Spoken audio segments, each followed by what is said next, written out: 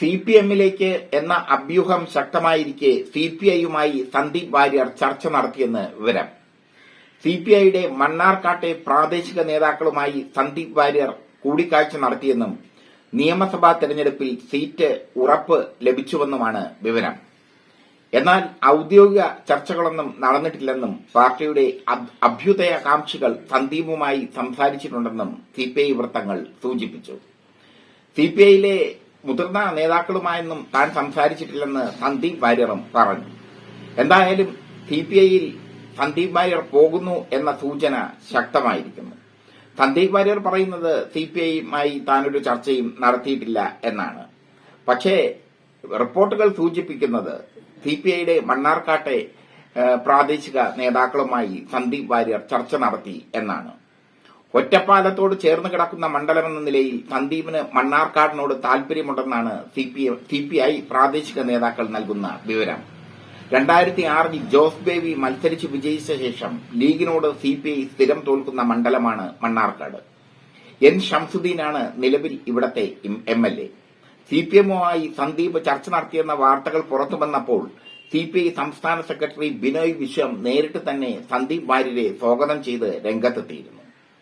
20 മുമ്പ് ഉപതെരഞ്ഞെടുപ്പ് നടക്കുന്ന 20 മുമ്പ് സന്ദീപ് ബിജെപി വിടുമോ എന്ന ചോദ്യമാണ് ഇപ്പോൾ ഉള്ളത്. 20 പാലക്കാട് തെരഞ്ഞെടുപ്പ് നടക്കുന്നതിന് മുമ്പ് സന്ദീപ് വാര്യർ ബിജെപി വിട്ടില്ലെങ്കിൽ രാഷ്ട്രീയ നേട്ടമില്ലെന്നാണ് സന്ദീപിനെ കാത്തിരിക്കുന്ന സിപിഎം നിലപാട്. സിപിഐ നേതാക്കളുമായി സന്ദീപ് ആശയവിനിമയം നടത്തിയെന്ന വിവരം ബിജെപി നേതാക്കൾ പറയുന്നുണ്ട്. തരിന്റെ വഴിയെ സന്ദീപും എത്തട്ടെ എന്നാണ് സിപിഎം നിലപാട്.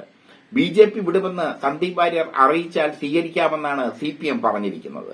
പക്ഷേ സിപിഐയിലേക്കാണ് സന്ദീപ് വാര്യർ പോകുന്നത് എന്നാണ് പുതിയ റിപ്പോർട്ടുകൾ സൂചിപ്പിക്കുന്നത്. പാർട്ടിയുമായി മാനസികമായി അകന്ന സന്ദീപ് വാര്യർ ഇനി തിരിച്ചു വരാൻ സാധ്യത കുറവാണെന്ന നിഗമനത്തിലാണ് ബിജെപി ആർഎസ്എസ് സംസ്ഥാന നേതൃത്വങ്ങൾ. ആർഎസ്എസ് നേതാവ് ജയകുമാർ നടത്തിയ അനുനയ ശ്രമവും ഫലം കണ്ടില്ല എന്നാണ് നിഗമനം.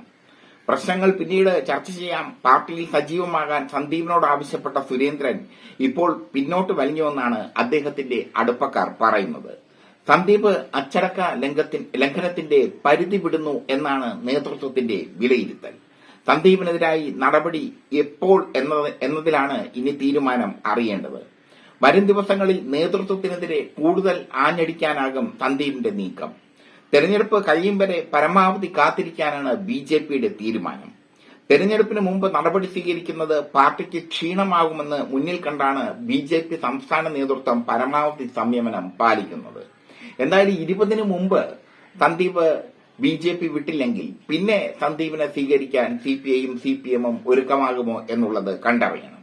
കാരണം വിടുന്നെങ്കിൽ ഇപ്പോൾ സന്ദീപ് വിടണം എന്നാണ് സിപിഎം നിലപാട്. എന്തായാലും പാലക്കാട് രാഷ്ട്രീയ നാടകങ്ങൾ നടക്കുകയാണ്. ഇടഞ്ഞ കൊമ്പനായി തന്നെ നിൽക്കുകയാണ് സന്ദീപ് വാര്യർ. സന്ദീപ് വാര്യർക്കെതിരെ ബിജെപി സൈബറിടങ്ങൾ ഇപ്പോൾ സൈബർ ആക്രമണവും തുടങ്ങിയിട്ടുണ്ട്.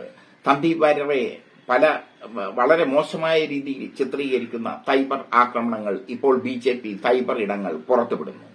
എന്തായാലും ഒരു കാലത്ത് ബിജെപിയുടെ മുഖമായിരുന്നു സന്ദീപ് വാര്യർ. ആ സന്ദീപ് വാര്യറാണ് ഇടതുപക്ഷത്തേക്ക് ചായുന്നത്.